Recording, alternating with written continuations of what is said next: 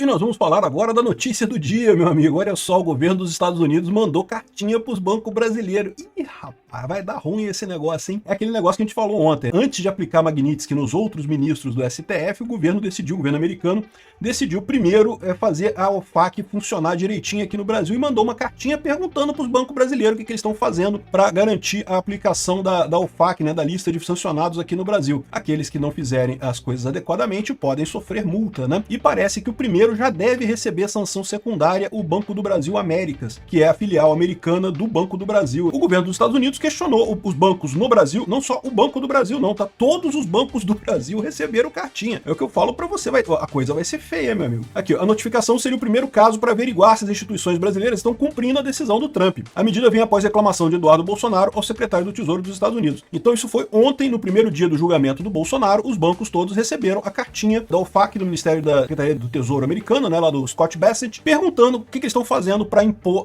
o OFAC aqui no Brasil. Ou seja, os bancos têm que dizer, não, o que você fez aqui? Ah, eu fiz isso, fiz aquilo outro, não sei o que lá. Isso é um problema. O envio de notificação ocorreu no primeiro dia do julgamento do ex-presidente Jair Bolsonaro. Moraes foi atingido pela Lei Magnitsky e por isso foi incluído no rol de sancionados da OFAC. Os bancos, portanto, não podem fazer negócio com o Alexandre de Moraes, nenhum tipo de negócio. A gente já falou que o caso do Banco do Brasil Estados Unidos é ainda mais grave, tá? Aqui, ó. Segundo diz aqui o Médicos pela Liberdade, direto de um informante, o Banco do Brasil Américas, o braço do Banco do Brasil nos Estados Unidos, deve receber já a primeira sanção secundária por descumprimento da Lei Magnitsky nas próximas horas. Porque lembra, o caso do Banco do Brasil é mais sério. O Banco do Brasil saiu reportagem aqui no Brasil dizendo que eles ofereceram o cartão Elo para o Alexandre de Moraes. E lembra, não pode oferecer cartão Elo. O cartão Elo também é proibido de acordo com as regras da OFAC. Então, o fato do Banco do Brasil ainda estar tratando o Alexandre de Moraes como um cliente indica que ele já pode receber sanção secundária já. O Banco do Brasil lá nos Estados Unidos, ele pode sofrer uma série de sanções. O descumprimento haveria a possibilidade de punir executivos das instituições como pessoas físicas a depender da análise sobre eventual descumprimento. O envio de comunicação do Tesouro seria o primeiro passo para averiguar o cumprimento da lei. Em seguida, o departamento poderia aplicar, se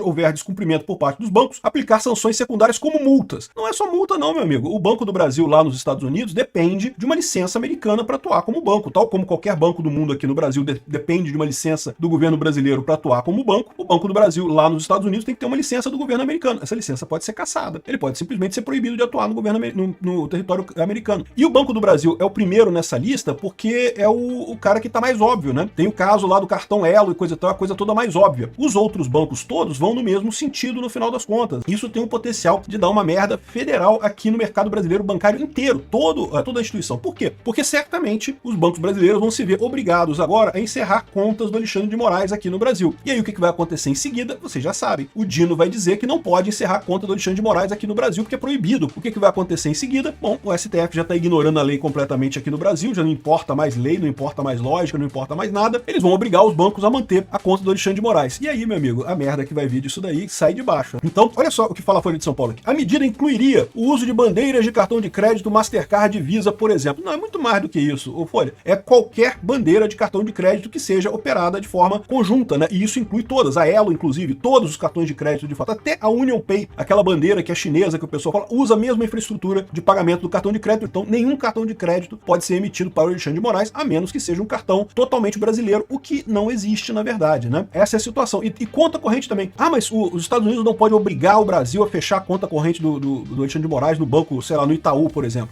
Não pode, mas ele pode virar pro Itaú e falar, olha só, se você tiver a conta do Alexandre de Moraes, a gente não te aceita aqui nos Estados Unidos. E esse é o problema do Itaú. Esse é o problema de qualquer banco, né? Esse é o problema do Banco do Brasil. O Banco do Brasil é o mais fácil. Em qualquer outro sancionado da Lei Magnitsky, os bancos imediatamente cortariam a conta daquela pessoa, porque o banco sobrevive sem um correntista. Por mais que seja um correntista importante, por mais que seja um correntista rico, os bancos sobrevivem sem um correntista, mas não sobrevivem sem o mercado americano. Muito do dinheiro para empréstimo e coisa e tal, de capital que é feito aqui no Brasil, é tirado do mercado americano, né? O mercado americano é muito maior do que o brasileiro, o mercado financeiro americano é muito maior do que o brasileiro. Então, se um banco aqui do Brasil ficar impedido de operar lá nos Estados Unidos, o banco tá fudido, o banco quebra. Então, essa é a situação que a gente vai ver. O STF obrigando os bancos a manter a conta do Alexandre de Moraes e os bancos tendo que atender a essa situação lá dos Estados Unidos. Onde é que vai parar isso?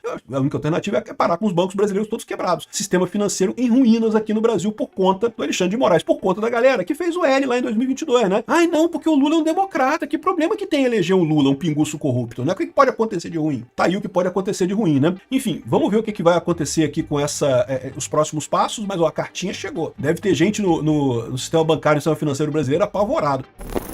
E nós vamos falar agora sobre uma informação muito interessante, tá? O Paulo Figueiredo fez o programa dele hoje. Aliás, eu sempre recomendo muito o programa do Paulo Figueiredo, sempre tem informações excelentes. E uma informação que ele deu agora esclareceu um ponto que ele já tinha falado há um tempo atrás e agora foi esclarecida a história. Qual que é a história? Há um tempo atrás, o Paulo Figueiredo falou alguma coisa do tipo: muito esperta essa história de disfarçar holding familiar patrimonial com instituto jurídico. E na época eu fiz um vídeo sobre isso, falei, ué, será que ele tá falando do Gilmar Mendes? Porque o Gilmar Mendes tem um instituto. Só que depois ele deu a dica que ele estava falando do Alexandre de Moraes mesmo. O Alexandre de Moraes também tem um instituto para holding patrimonial. E ele deu agora o nome desse instituto, é o LEX, Instituto LEX de Estudos Jurídicos Limitada. Essa aqui é a holding patrimonial do Alexandre de Moraes, disfarçada de instituto. Eu já expliquei para vocês o que é uma holding patrimonial. É uma empresa que você cria com o objetivo de fazer a transição, né, a herança para os seus filhos de forma mais simples. E o nome instituto não quer dizer nada também, tá? Pode ser empresa privada, pode ser empresa pública,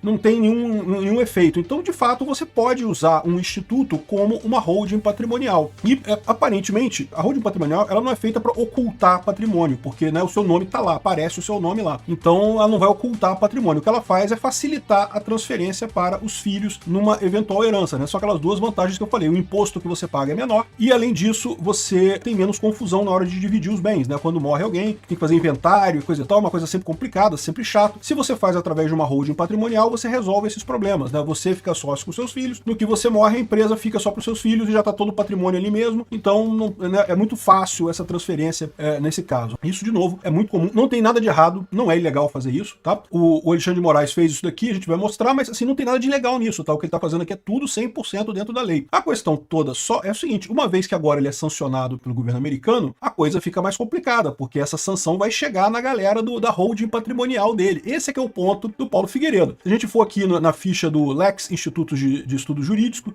que é a empresa do Alexandre de Moraes, se a gente for aqui na parte de sócios do LEX, Institutos de Estudos Jurídicos, você vai ver que tem a esposa do Alexandre de Moraes e os filhos do Alexandre de Moraes. O Alexandre de Moraes em si não está aqui. Por que ele não está aqui? Porque, de novo, né, todo o dinheiro que ele tem, todo o patrimônio que ele tem, na verdade, vem do escritório de advocacia dele, não vem da função dele como juiz. Então ele não precisa estar aqui. O patrimônio da família já está aqui, já está todo aqui, não tem problema nenhum, né? Em princípio, ele só tem coisas aqui no Brasil. Então, se ele só tem coisas aqui no Brasil, não tem problema. Imóveis aqui no Brasil, isso não é afetado pelas sanções. Agora, se ele tiver dinheiro em algum banco aqui no Brasil, se a holding tiver dinheiro em algum banco aqui no Brasil, isso pode dar problema. Mais do que isso, pode justificar exatamente as sanções da OFAC a todas as pessoas ligadas ao Alexandre de Moraes, no caso, os filhos e a mulher dele. O ponto aqui que o Paulo Figueiredo trouxe é justamente a informação de que existe essa holding patrimonial. E não é pouca coisa não, tá? Os familiares de Alexandre de Moraes também possuem uma empresa do tipo, chamada LEX Institutos de Estudos Jurídicos Limitada. O ministro fazia parte da estrutura da empresa, mas se desligou ao assumir o cargo no governo de São Paulo. Então, lá atrás, lembra, o Alexandre de Moraes era promotor, até então era classe média, coisa e tal, já era metido em política, mas era um cara meio ali